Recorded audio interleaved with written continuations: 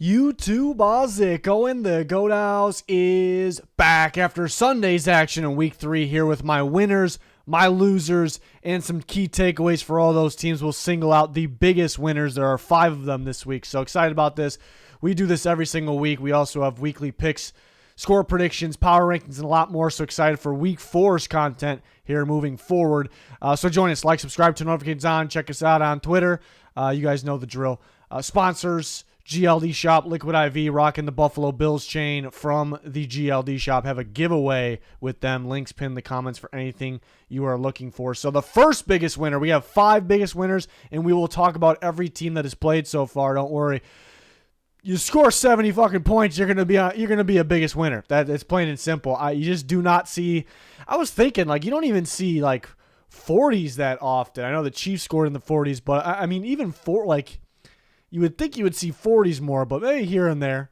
But you rarely see 50s, and the Dolphins go and drop 70 freaking points. I mean, that alone, puts them in this category of the biggest winners, one of the biggest winners, and maybe the biggest winner of Week 3. But specifically what I like about their team is there's playmakers everywhere. I mean, Jalen Waddle's out, and you don't even realize it. They scored 70 points without Jalen Waddle. Tyreek Hill, obviously, right out the gate, just getting going and just being that much of a difference maker, being, still being one of the very best players in football. Tua's playing. Tyreek Hill looks like an offensive player of the year / MVP. Tua looks like that. Raheem Mostert looks like that. 4 touchdowns on the day. You kind of with him, you kind of go, oh yeah, that's right. He's really good. The combination of speed and power, and just playmaking ability, running the ball, catching the football, what you can do, the vision, what you can do after the catch or after the catch or after the carry, after the hole. I mean, so you kind of go, oh yeah, he's that good. Such a rare combination. The first thing I think of is speed and power, a good combination of that, physicality, but the thing with him, and that's kind of the story with the Dolphins, is I am praying they stay healthy, because this is fun. This is exciting. It's a team that can win a Super Bowl like this. They have to stay healthy, looking at Tua, Mostert, all these guys. But then Devon Achane, they get going too. I mean, he looked like a big-time playmaker. And that's kind of a game plan problem for opposing teams, because what you're looking at him lining up, and what are we gonna do with this guy? What are they gonna do with this guy? Where is he going? Is he catching the ball? Is he running the ball? They got him and Mostert on the field at the same time. The playbook is bigger than last year. Variety of plays. That's the best part too, because why I put rhythm on the graphic here. I mean, the rhythm of this offense is insane. Everything is smooth. It's on time. They have so many different plays, and it's they've done it for their lifetime. Every player, Tua, every player on this offense, it looks like it's just another day at the office, getting the job done here. Very simple stuff, very simple work. I don't know if we've really quite seen anything like it early in the season, and that's the impressive thing. And there's always things early. You can't have too many takeaways early in the season every year, weeks 1 through 3, sometimes 4, because sometimes it's pretend, it's a mirage. It's not how the team is the rest of the year, but then you have the Dolphins, where it's even more impressive at what they're doing is in the beginning of the year, and it means a lot, because how smooth, how the chemistry, how in rhythm, how in sync they are. You just do not see it early in the year. So all that feels elite. The rhythm, which I don't really talk about teams' rhythm that much, because it's really nothing that stands out to me. So I think that means something. Elite speed, rhythm, offense. The playmakers everywhere. Defense steps up when they need to. I still think you can get explosive plays on this defense. They're really good teams, but big test against the Bills this week. It's a heavyweight battle. 70 points. That's all I could say is 70 points without Jalen Waddle. If you're talking, it's really stupid to talk MVPs right now, because it's only been 3 weeks. But if we had to, who are you throwing in that conversation league wide? You're throwing Tua, you're throwing Mostert, you're throwing Tyreek Hill in there. And one of those guys is the winner. So, again, only 3 weeks, but it means a little something at least. Very impressed with the Miami Dolphins. I really hope they stay healthy. because that's the key. The Browns are a big winner for me as well. 27-3 victory against the Titans. And whether or not you think the Titans are a good team, some people think they're okay, some people think they're bad. We all should be in agreement they're tough. Like they play just about everybody tough. And this was coming off a bad loss or a weird loss, a devastating one because the Nick Chubb injury and some other guys got banged up during that game. It was supposed to be close. It was not supposed to be like this, and the Browns obliterate Tennessee Titans 27-3. So that's a huge win. I thought this was Deshaun Watson's best game as a Cleveland Brown, which we would hope it would be somewhere in this season because he was bad last year, just kind of got going. You can't really judge off that. I thought this was easily his best game, and it's against a tough team, it's something that people aren't going to talk about, too, I'm going to get to. But I think it's a tough Titans defense. I think it's one of the most underrated defenses in football. Mike Vrabel always has a really good game plan, defensively at least. They have a good pass rush. Their secondary could be better. They do have Kevin Byard back there. But this is what people aren't going to realize. The Tennessee Titans, the main reason their defense is so tough, it's so good, they are insane stopping the run. This is 3 years straight now where they are the best in football. And it's my opinion right now they're best in football, but the last 2 years it's a fact. It's some of the best run defense I've ever seen in my life, like literally in the history of football. And they stopped the run of the Browns. They tried to find different ways, and they stopped the run. But that makes Deshaun Watson that much more impressive. The run was eliminated, so it makes your job harder. It becomes one-dimensional, so it's predictable. They are going to pass. Let's rush the passer, and Watson finds a way to win and have his best game as a Brown. So what people aren't going to talk about there is what makes that even more impressive. He did it against a very tough defense. Elite games by Myles Garrett. Myles Garrett is ridiculous. I picked him to win Defensive Player of the Year. I think he's on, and there's other guys there too, but I think he's on his way to possibly doing that. Just an insane game. Bullied Andre Dillard. I saw after the game, Andre Dillard was like Andre Dillard got destroyed by Myles Garrett, but I think he said in an interview, I picked up some good tips from Myles Garrett after the game. He was almost like a positive. So that's just how good Myles Garrett is. And he's helping out. He beat up the guy and he's helping him out. And Amari Cooper, I thought, had a ridiculous. You could argue, I'm not going to go in and look at the stats. I'm not a huge stats guy, but you can, and I don't really care, that doesn't really decide this, but it could have been Amari Cooper's best game as a Cleveland Brown too. I thought he was that good. Physical with corners enough to not get called, just enough where he's not going to get called. Make him, physical at the point of a catch too. And he got stripped of a touchdown. I don't know why the ref blew the whistle. What made you blow that whistle? It's just, I always say it's sketchy, but I look at that and it's just stupid. The refs being very stupid. You weren't thinking. I don't even know. But the Browns actually got stripped of what would have been a touchdown too, and they won 27-3. Run defense is much improved. It was a problem last year. They do make the interior better. They made the defense better in general on paper, on the actual field with the players. Dalvin Tomlinson being the biggest one, probably the interiors to help stop the run. But it is much, much improved. And a big reason is Jim Schwartz. He got revenge on his team. Well, that's not really revenge. He didn't have a problem with the Titans, but he won against his team that he just came from, and the Titans have such a good run defense. Maybe he was partly responsible for that. Now he's bringing it to the Browns, and this defense has been underwhelming. And we talked about it all offseason. Defense has been underwhelming, but they changed defensive coordinators for the better. So watch out for them to be better, and they're better in every area because of it. So it's a big one for the Browns. They got Jim Schwartz. It's a big win for him. Very impressive win for him and his defense. But yeah, through the first couple games, I think mainly the first game. It felt like, all right, first couple games, okay, it kind of feel like the Browns, I thought the run defense would be better, and it kind of felt like it was, well, let's see, and then you go play Derrick Henry, and you shut him down. I know the run was kind of taken away from them, kind of by default, but yes, the run defense, we can say now, the run defense is much improved, so that's a huge win for the Cleveland Browns. They're very close to being 3-0, but they're on their way to having a good season, even without Nick Chubb, and it's just tough that they lost him. The Lions are another one. They win 20-6. I picked the Lions to win, but it was a tough one because they're a little beat up. But another reason is their defense gives up yards and points, and the Falcons are dominant running the football, and they can control the clock and keep the Lions offense off the field. And that it could be the matchup could side with the Falcons, even though most of us thought the Lions would win.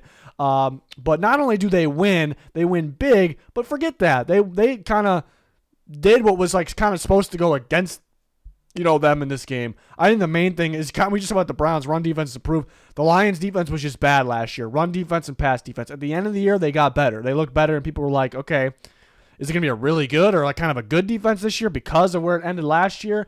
And run defense was still a question, but the pass defense has struggled a bit. But for them to go out there and be that dominant against, what we would call, a great, it's a powerful, impressive run offense in the Atlanta Falcons. And so for them to go out there and just stop that, get a lead, kind of take it away in two ways. Like stop it and then take it away because you had a lead, and hold the Atlanta Falcons to 6 points. And credit the pass defense too, because they got 7 sacks, but because they held them to 6 points, and they threw the Falcons had to throw the ball a bit, and it felt like almost anybody can throw on the Lions. But so this was kind of a true test because the Falcons aren't the best passing team. So if you let the Falcons throw on you, then yeah, it's legitimately not good still. But they prove the opposite and some, holding them to 6 points, 7 sacks. Hutchinson's been a problem for opposing teams. But again, the main point to me is the run defense here. It's just very, very impressive. And we could say, very much like the Browns take, we can say right now, it's definitely improved. Like, is it going to be great all year? We don't know that, but it's definitely improved. So love that. Top tier pass protection. Goff could do whatever he wants back there. He has all day to throw. He can even rush for a touchdown, which was cool to see. The pass protection is so well coached, and there's some good players up there. They won with everything pretty much. They won with passing the ball when they needed to. They won with running the ball. Gibbs had some good gains, obviously, and they won with defense, stopping the run, getting after the quarterback. So across the board, very impressive. The loss last week was a little disappointing. It's like, God, is this? Because it was like week 1, they beat the Chiefs, and overall it's a win, but it was like everyone kind of knew it. Maybe that was kind of one of those week 1 wins, a little fortunate, obviously. And then week 2, they're a bit of a letdown. They let the Seahawks score all over them. When the Seahawks were coming off a bad performance, like, what are we going to get from the Lions this year? And then here in week 3, they play a 2-0, and it's not the best 2-0 team in the world, but they play a 2-0 team that present possibly some problems, and they go out there and dominate them, win 20-6 while missing some players. So I think this kind of gives more of an example of what the Lions could be this year. Now, they're not going to hold all these offenses to 6 points. There's going to be teams that throw on them. There's going to be teams that run on them a little better in this, even though this was extremely impressive and a good test. But so I'm not saying this is what they're going to do every week. I think this is more of an example of what the Lions could be and where they can get to. Big game against the Packers this week. Those are the teams battling for the NFC North, it seems. So I think it's you're going to have to take it from the Lions right now, it feels like. So impressed with them. And then history shows, each week means a little bit more, especially going from the top first 2 weeks to the third week. Mostly I say the fourth and the fifth week are like really what we're going to see from teams, but heading in the right direction here, the Detroit Lions, the third big winner, and I do have 5 of these. The fourth one, the Houston Texans, dominating the Jacksonville Jaguars in Jacksonville, division rival. You're 0-2. I had some thoughts that the Texans could be, pretty decent, pretty sneaky this year. So being 0-2, it's a must win, and to stay alive in the division, it's a must win, even though it's a tough one because it's in Jacksonville, and the Jacksonville Jaguars are supposed to be a good team, and they go out there and dominate them 37-17. It's extremely, extremely impressive, that alone. Either they won in every phase. We saw it with offense, defense, and special teams to be able to beat the Jaguars 37-17. So that's a big part too. It was kind of a team effort all across the board, every phase of the game, in the game of football. So that was huge for the Texans. My biggest takeaway is future, though. They have such a bright future. I'm not a Texans fan, and I get excited like I'm a Texans fan. That's kind of the situation it is, because there's so much to be excited about the Texans' future. CJ Stroud's the guy. It's a hit. I thought that when they drafted him, but usually it doesn't take much from quarterbacks these days to see if they got it or not. And sometimes you kind of got to give it a little bit of time to see if they could be good. People always bring up Josh Allen and Jalen Hurts, those were rare occasions that went from not so good to good. But so my point is, other than that, you can tell, and all the other quarterbacks that struggled through like their first few games and they're not too good. People end up saying, there's hope, so give it time. They rarely end up being good. So the point is, more than 90% of the time, you can tell pretty much right away if it's going to be a good quarterback or a not so good quarterback. It's hard to tell in that amount of time if they're going to be like elite or great, or they're going to be terrible. So you can't go with the extremes yet. But so far, you can see that C.J. Stroud is the guy. He's doing things that quarterbacks just do not. It's funny because you say he's doing things that quarterbacks just do not do within the first 3 games of their career. But he's doing things that there's quarterbacks that have been in the league just cannot do right now at this moment, that got more reps.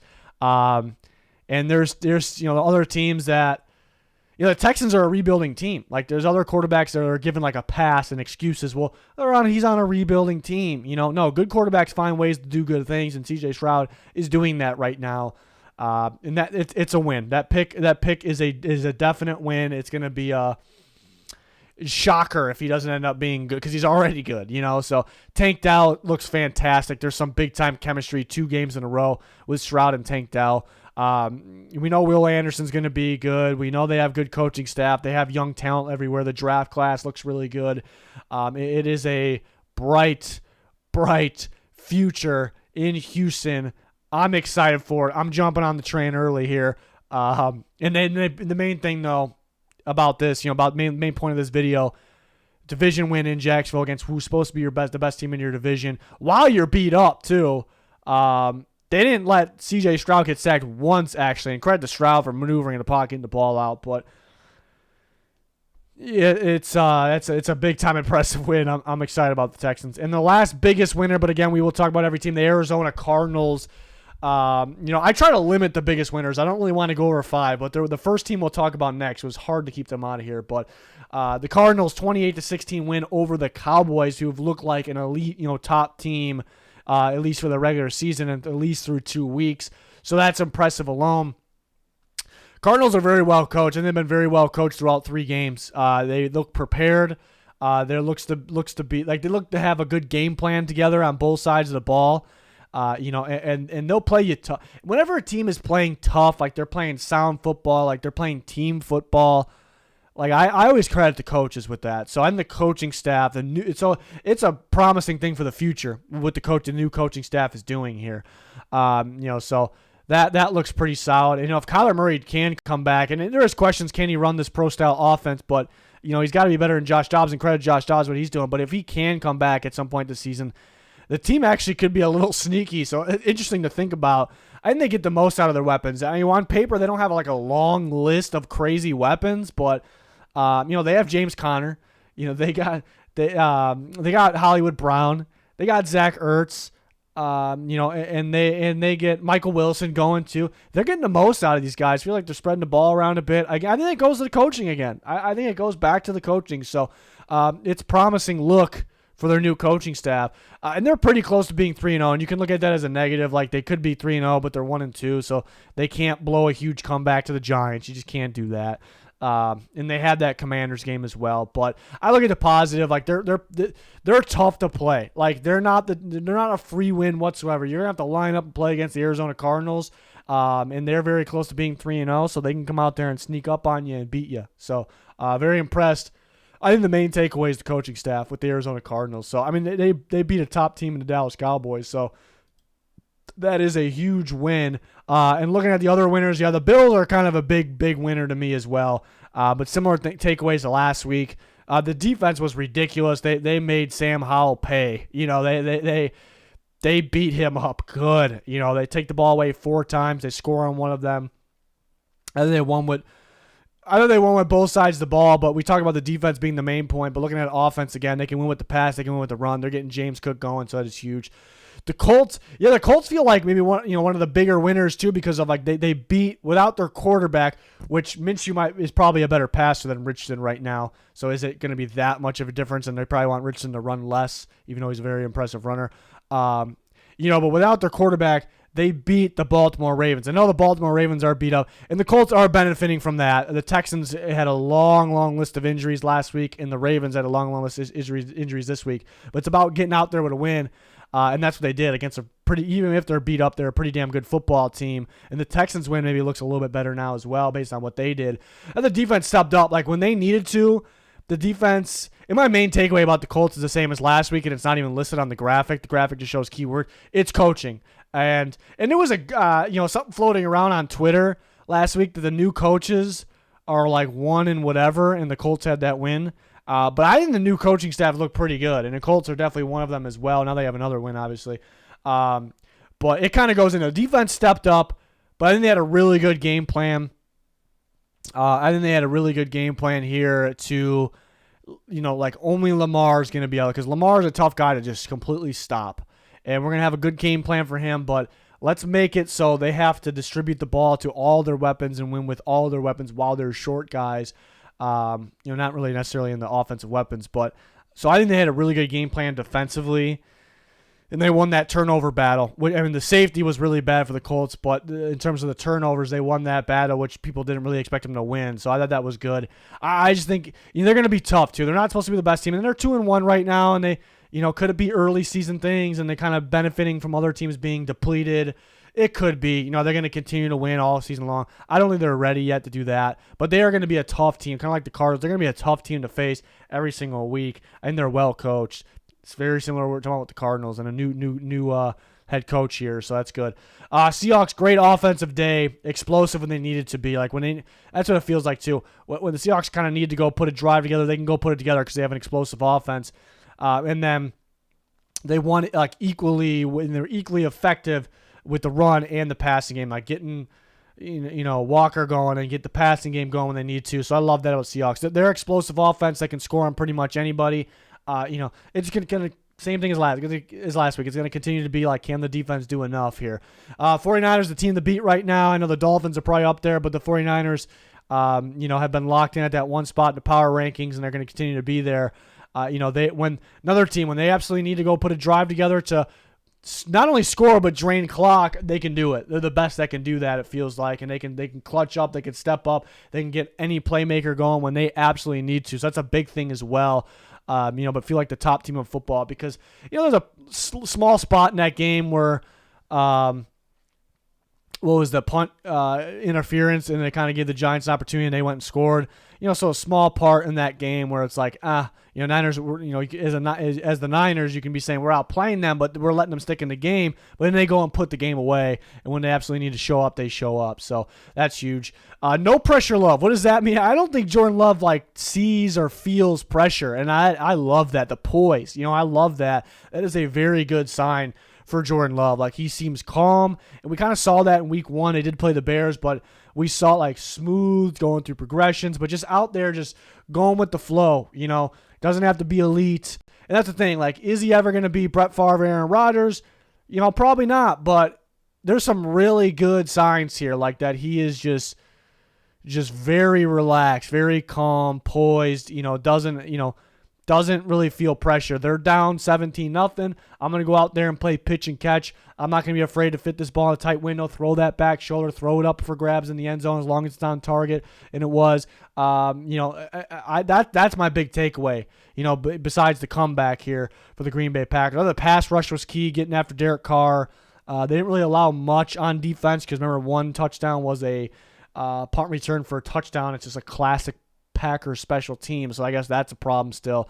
They were definitely fortunate still because Carr went down, but going 18 unanswered in the fourth quarter means something. It's an impressive comeback, impressed with Love, but they were a little fortunate. If Carr doesn't go down, I think the Saints hold on and win that game, but still a win of a day for the Green Bay Packers. And the rest of the winners, the Chiefs, they played the Bears, but they look like the 2022 Chiefs. We were still waiting for them to just get going on offense because last week they were a little underwhelming. They made plays when they needed to, but their defense mainly won the game against the Jags. So this was kind of the week where they got to break out and look like the Chiefs offense that we know and love, and they did that. I mean, they're absolutely dominant. Defense was very good as well. So that's obviously positive. For the Chargers, Herbert was fantastic. He, incompleted, 7 passes, I think he was 40 for 47, something like that. So very efficient, very good. He was a little fortunate that the final touchdown wasn't intercepted, though. But, I mean, he was elite in this game. He was fantastic. And the defense was clutch, stepping up in big moments when they needed to. Staley trusted him, his defense, and he trusted him too much, to be honest, because the way they've been playing, and they're playing the Vikings' explosive offense. But it worked. It worked out there for them. So, yeah, I mean, the positive take – I don't really have changes in my thoughts on the Chargers right now based on the way they're playing. That's kind of the negative here. But the positive is we were waiting for the defense to step up. They stepped up against a pretty good offense, despite the Vikings they were 0-2 going into this game, now 0-3. So that's good. Herbert was elite, but we almost expect, like Herbert, we expect that from Herbert. We didn't learn anything new there. That's what he does. The defense should be better than it was in the last 2 games, but it's good they stepped up. But does anything change here? And Staley still some questionable decisions. Their defense will still give up points and yards to other teams. And Herbert played that well in the defense that came up that clutch, and they still kind of barely escaped. Like there was the ball was bouncing their way. Let's be honest here in this one. The ball was definitely bouncing their way. And so things went their way that much, and they barely squeaked by. Overall, it's a win, and the Vikings probably are tougher than their record shows. But my point is, does anything are there any takeaways? Are there any rest of the year takeaways from this game with the Chargers? And Mike Williams gets hurt too, so they needed this win bad. They needed the defense to step up. Herbert played great, overall positive. But there was still kind of a wait and see for some of these things. Steelers won with their pass rush, and that's a big win in Las Vegas on Sunday night. Pass rush still very much elite, could win them games and won back-to-back games for them. The offense does need to be better. The offense was explosive when they needed to be. I felt like when they needed a score, they went and got it. So credit to them there for sure. They played a very bad defense. I was on record before the year saying the Raiders would probably be one of the worst 2 defensive football. I'm pretty sure that's the case. So Pickett got going. Start a little slow. It just still wonder against better defenses. Is the offense going to be stale still? And at the end, kind of playing to run the clock a little too much. But they made plays on defense. It's still that Mike Tomlin defense. The pass rush is still elite. And the Patriots, the defense got the job done. They did what they had to do. They did what it kind of was expected versus Zach Wilson. And I like that Zeke got going. So good for Zeke. He got going. The Jets did have some chances at the end. The Patriots got to get touchdowns instead of field goals. They were able to move the ball, but they can't execute there. So they squeak by. I didn't like that they let the Jets hang in the game. So, these were kind of in order. Maybe not the biggest of a winner, but not the biggest of the winners. And then who are the biggest losers? The Jags. I said it last week. Very inconsistent. One of the more inconsistent teams in football, because 1 second you're flashy, you're elite because you have these big playmakers, and then 1 second you're not. You're bad. You're stale. You can't do much, and it's inconsistent across the board. It's play calling, passing game, running game, just production on offense, defense, pass rush. Pass rush was awful in this game against a beat up offensive line. Get the quarterback. Sack the damn quarterback. It's bad, really bad. Just super, super inconsistent of a team. Too damn talented to be super inconsistent. And super sloppy. It feels like a preseason team right now. Could we dig deep and find a positive out of that? Maybe, because it's only been 3 weeks, and if they cut the shit with the sloppiness, they can be a good team again. But right now, they're one of the more underwhelming teams in football because this team's supposed to be somewhat of a contender, and they're not right now. So, and you kind of look back to last year, they were really bad for a while, and then they figured something out at the end. They benefited, and you start to remember they benefit from the Titans being super beat up. So are they just that team? Are they actually a really good team? So you start to wonder here. So not great. 70 points the Broncos gave up. That's bad. That's very, very bad. Give up 70 points. They are all around a bad football team. They don't have, the passing game maybe looks tiny bit better than last year, but could we really talk about that right now? They don't have much of a passing game. They don't have much of a running game. They'll turn the ball over. Defense is awful. How could the defense be this bad? I knew it wasn't as good as people said last year. I said it all year. I got ripped for it. I know that it's a little different this year. They lost a coordinator, but teams just, pumped the brakes against them because they knew the Broncos offense wasn't going to score, and let's run the ball, run the clock. So when teams had to score on that, if you look back, just something that I'm going to pat myself on the back a little bit about last year, because I was the only one saying it. When you look back at last year, when teams absolutely had to score on them, they scored on them. Again, the defense I still consider good last year, and it's a different year. It's a different coordinator. They're missing Simmons in this game. They let up 70 points, and it has not been good. So when teams go and score, they go and score. And the future looks a little sloppy too. Sean Payton just came in, but they have a lot of money tied up right now. They don't have a lot to work with in the future, so everything just all around looks bad. And Sean Payton was supposed to turn it around. Well, not my opinion. He wasn't supposed to turn it around, right away. But people thought they were going to turn around, and they're one of the biggest disasters right now. They're more of a mess, I think, than last year. The offense could be slightly better, but the Vikings, I felt like they were just unlucky. It feels like they're unlucky through 3, but that's who they are right now. That's their identity. It's kind of like a fact at this point. Like they will make mistakes, and they will fail in big moments. And they were kind of the opposite last year, so it's pretty tough. Again, more unfortunate things, just bouncing the other team's way, but they start the game getting a 3-and-out. They stop the Chargers to a 3-and-out, and then they move the ball and they fumble again, and it just changes the whole game. So it's just who they are. They're gonna make mistakes, and they're gonna get opportunities because how explosive they are on offense, and they can get down the field pretty easily. They're going to be in those big moments, but they're going to fail in those big moments. That's kind of who they are right now. They're 0-3.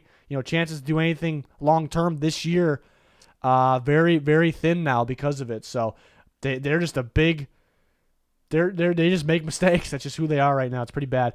Raiders, terrible coaching. That decision to kick the field goal is just idiotic. Plain and simple.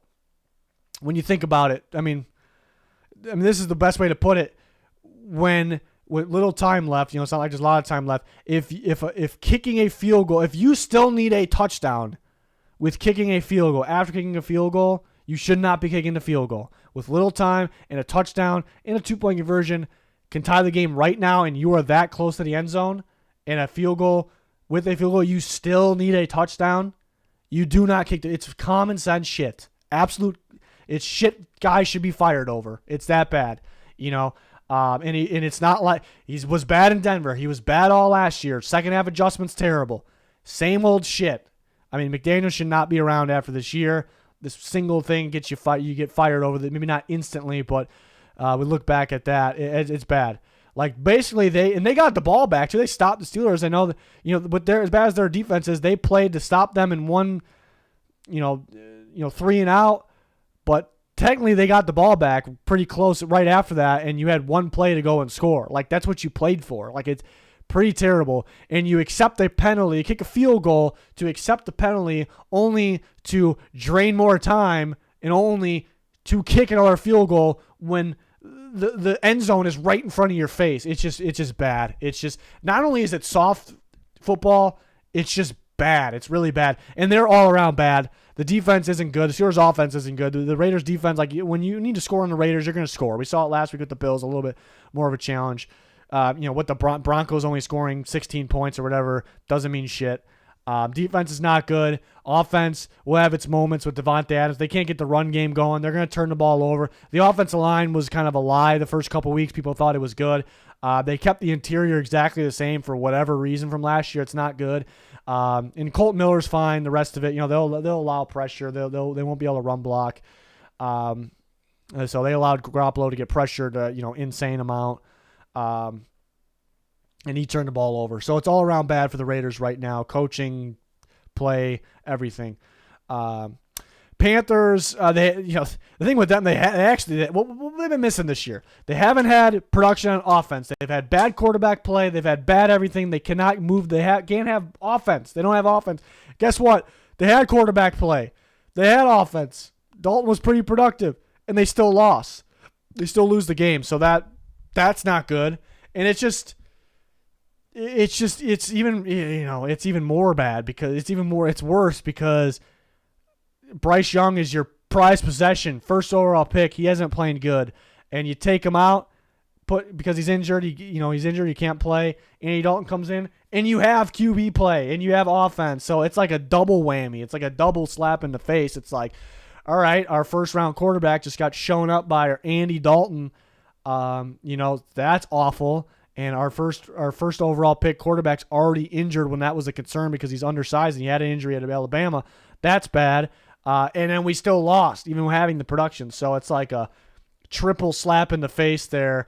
And what it tells me is they're not going to be anything this year. And we might be holding our breath forever with Bryce Young, even though he's, the talent hasn't been there this year so far. I'm not really worried about the talent. I can't sit here and say for sure he's going to be good though. Like some people are saying, like there's too many I hate to get on people that are being optimistic, but I think there's too much optimism. Like there are people like, oh, they're playing it safe now. He's injured. He's going to be fine long term with the health, and he's going to hit his potential with skill. It's like, again, I'm optimistic with the talent level, but there's some things we're going to have to hold our breath about. I hate to say it, but it's a problem. So there's a lot of things that are not good with the Panthers right now. They're not going to be good the rest of the year, and they don't even have their first round pick too. So would be something if they got the first overall pick, and that went to the Chicago Bears. So I don't think they'll get first overall, but because it's a winnable week this week too. But it's a tough situation. And then other losers, which there's some pretty big ones in here as well. The Falcons, 6 points against the Lions defense. 6 points. The Falcons were 2-0. It was looking good, but we still have our doubts. With what, if you want to talk about Ritter, the offense having enough production, relying on the run game. So even though they're 2-0, there's still some questions, I suppose, even though things were positive. And then here you go. Week 3 tells us a lot more than week 1 and 2. Each week tells us more. You play a weaker defense that gives up a ton through the air, and you can't do anything through the air. Ritter gets sacked 7 times. A lot of it's on him. It's just 6 points. And the run game even couldn't do much. Like, that's what you rely on. It couldn't do much. Against the Lions defense, I know their run defense has improved, but it's not supposed to be like that. It's not. So this kind of gives us a look of the rest of the year. It's not going to be this every week, but it's like, at any given time, the offense is an issue, but at any given time, it could cost them a win. They could just fold on offense. They can fail on offense, and their defense is better, but it's not this elite defense, that they can rely on too. So, and they rely on some little things, some things, run game and defense. It's not ideal. So it's like 2-0. Here's the positive. It's like a positive time right now for the Atlanta Falcons, and it's like, gets crushed. Because it kind of gives you a glimpse of we can see this at any given time, what happens when they play better defenses even, so have they really, and the Lions are supposed to be a good team, they're a good team, but have they really played anybody that good? So it kind of gives an idea, like, will they be able to play with the big guns? Will they, the big boys, will they be able to do, stay consistent? Will they be able to win consistently? And the Commanders can't play with the big boys. We kind of, it's been positive. We've been giving them their credit because they've been playing good. That's kind of what these videos are, like who's the winner on the week. And they were a big winner last week, just mainly for future things to get excited about. And there still is some future things there. Obviously, this doesn't really change it, and it does make you wonder about Howell. Like, is he the guy? A guy that's capable of turning the ball over this many times? A guy that, makes some odd decisions with his scrambling in the pocket? So I guess you do question that. But, yeah, they beat the Cardinals, which they were fortunate to beat the Cardinals, and it took a come from behind win against the Broncos, which does not look as good now because they just gave up 70 points. So was it the Broncos defense that bad, or is the Commanders offense as good as we thought? So now it's kind of like they come back down to earth, like they are who we thought they were type situation. There's some things to get excited about the future still, but it's the first 2 weeks might have been a little bit of a mirage. They can't play with the big boys. The Bills absolutely dominated them. Howell had a very bad game. For the Jets, season's over with no quarterback change. I mean, is there really a quarterback you can go to or get off the street that is going to make that much of a difference? But it's pretty heartbreaking, too, because it's a pretty good roster. It's a pretty good team. But the season's over because the quarterback play is so bad. And they had opportunities in this game against the Patriots. They had opportunities, and they just couldn't do it. They couldn't do it. So just not much faith in the Jets at all this year. The Bears are currently the worst team in football. They got obliterated. Yes, it was the Chiefs. They got obliterated. It's just bad football all the way around. Bad quarterback play. It's the same shit every week. I think the quarterback play is actually the number one problem, and there's a lot of problems.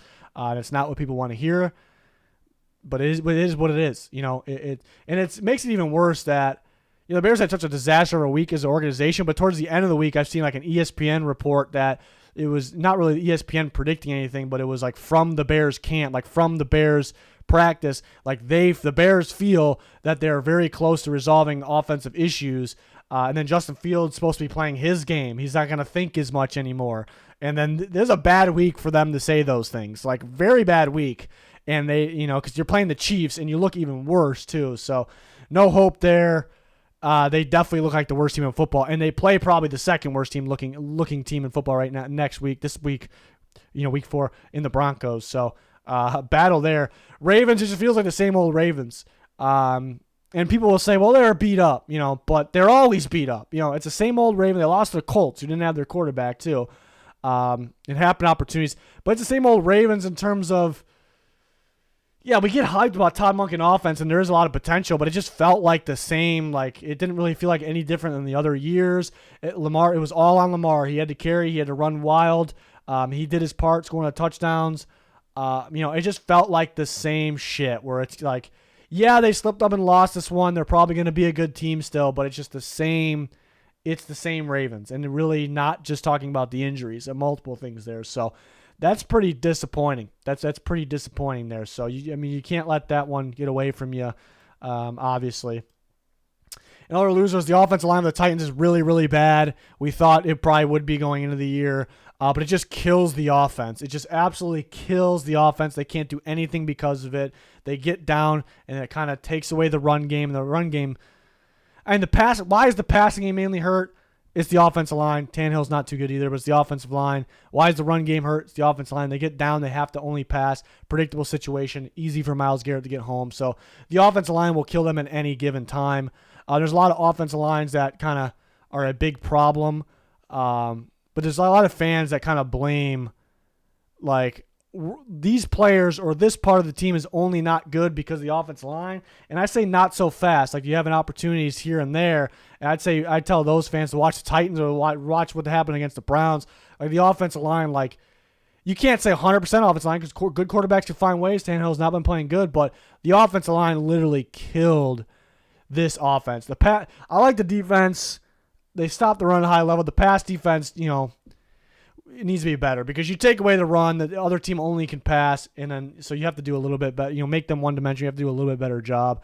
The Giants, it's sad because the Giants were a playoff team last year. There's supposed to be something good about them. Like, there's nothing good about the Giants right now. I know they played the Niners, but they kind of really need things to go their way. They're fortunate to have a win as well. The quarterback plays bad. The offensive line plays bad. They don't have Saquon, so the running game they didn't even try to use the running game, and they're playing from down. The receivers are bad. Dexter Lawrence is good, but the defensive line, like, you can run on them. They're not going to get much of a pass rush. Thibodeau's very disappointing. The linebackers are, below average. The secondary is getting beaten man coverage. They're getting very, very predictable with their man coverage. Honeymoon stage last year. They were unpredictable because the new staff and what they were doing, and now everything's kind of being predictable. So I just look through each unit, each part of this team, nothing's good about it. And that's like, and there's a lot of teams like that. And they're not as bad as some of those other teams that we say that about. But it's a problem when you got a playoff team and there was at least some hope about this team. So Cowboys, that's a bad loss. Losing the Cardinals, and the Cardinals completely outplayed them. They had an opportunity to come back, but the Cardinals just outplayed them. They beat them. And they just did not look like the Cowboys team from the last couple of weeks. And teams slip up, and I guess it was devastating losing Diggs during the week. So I guess we'll chalk it up to that, but it doesn't mean it's not bad. Like, it's a bad loss. It's bad, and I can't believe how much the defense. I know Trayvon Diggs is one of the best corners in football. He's a playmaker. He's a big part of this defense. Facts, all facts. We knew that. So it's a fact that it was a big loss.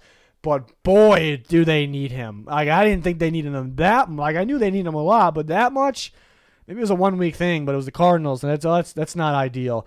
And the Cowboys they're still a good football team. They're still a good football team. One loss in week 3 is not going to decide that.